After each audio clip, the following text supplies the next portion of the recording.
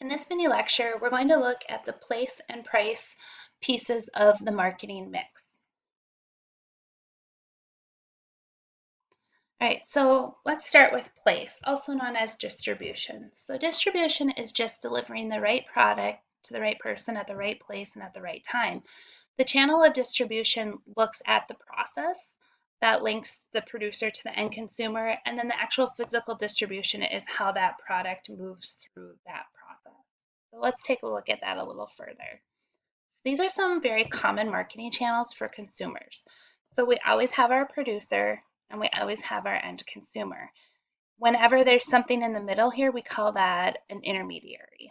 All right, so a direct channel is when the producer sells directly to the consumer. So let's assume that I am selling wild rice. Okay, so I harvest wild rice and I sell it directly to consumers, maybe my friends and my family. All right. But let's say my business grows. All right. And now I produce wild rice and I package it and I sell it to grocery stores who then sell it to the end consumer. We can go a little further. Now I package wild rice and I sell it to a distributor for I sell a lot more of it. I'm selling a ton in bulk, and they then go out to various grocery stores and sell that wild rice, who then those grocery stores sell it to the end consumer. And then the last channel would include having an agent channel or a broker. So that broker will help you to sell it to the distributor. The distributor will, so the agent broker doesn't actually take title. They are kind of help to sell it, who then sells it to the distributor, who takes title, who sells it to the various grocery stores, who sells it to various consumers. So all of these are intermediaries, and it really just depends on what industry you're in and what works for your business. And this can even evolve over time.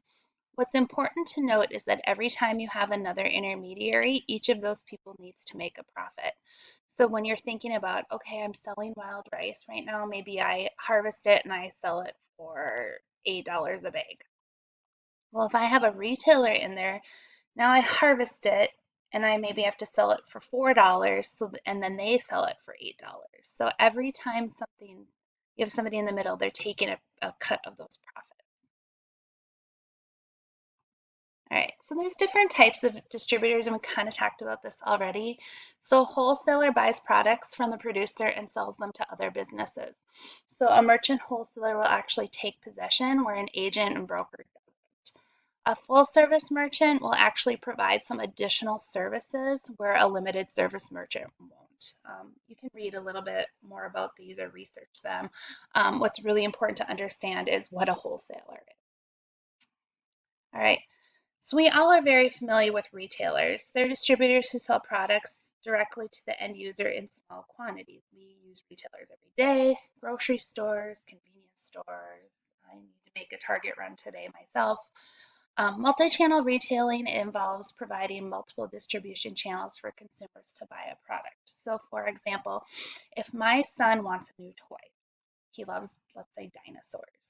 Um, and he says, Mom, I want this specific dinosaur. I will usually go to Walmart, Amazon, and Target to see who has that dinosaur for the cheapest price. Um, and so, again, I'm using store retailers and I'm using non store retailers, which are an online retailer.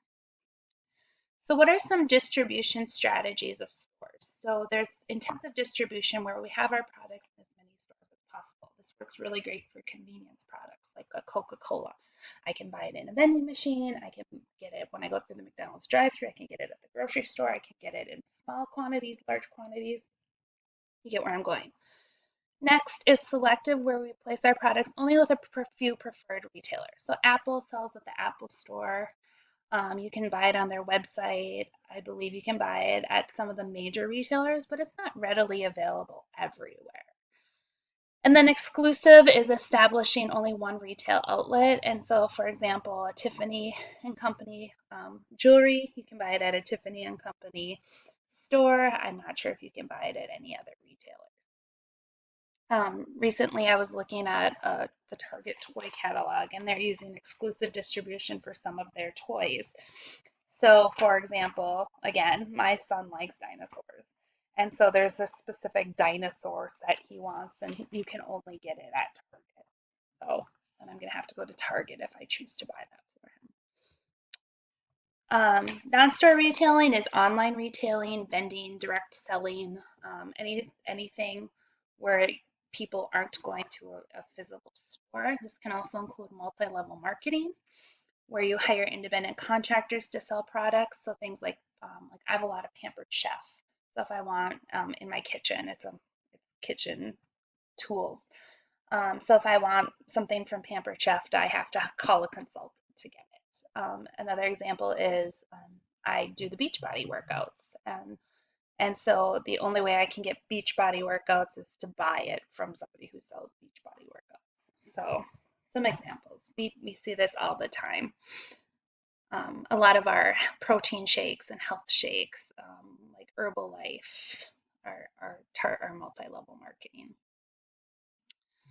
All right, so the supply chain is all the organizations, processes, and activities that are involved in the flow of goods from being a raw material to going to the final consumer.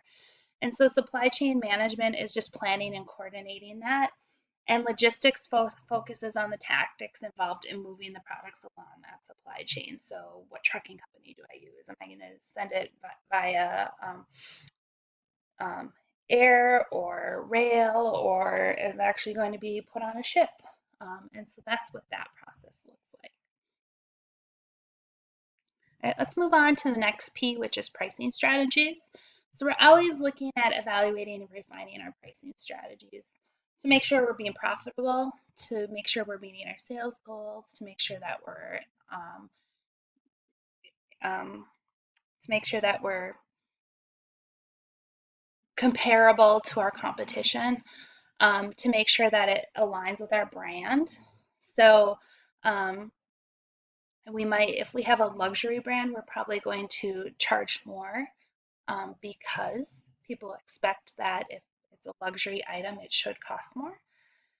There's also skimming pricing, which aims to maximize profitability by offering new products at a premium price.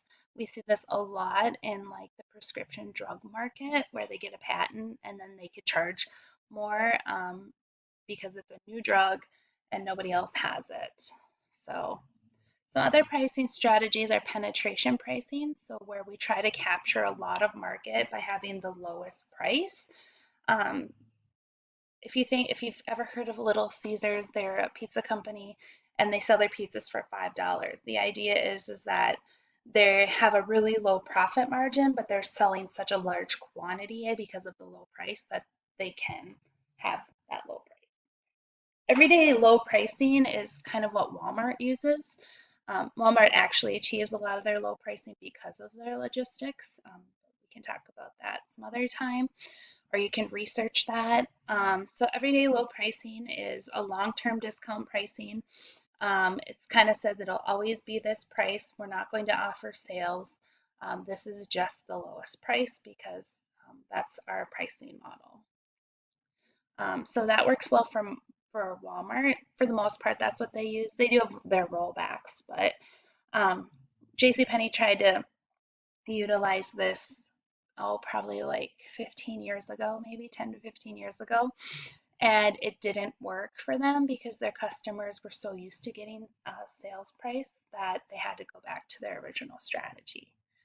All right, there's high-low pricing, and this is basically what we're trying to do is we're trying to drive traffic to retail stores by special sales on our products. This is what like Kohl's and JCPenney are super known for. So they have their regular price, but then they have these big sales and it gets people into the stores. And so they're targeting people to come in at high shopping volume times, and then otherwise the price is much higher.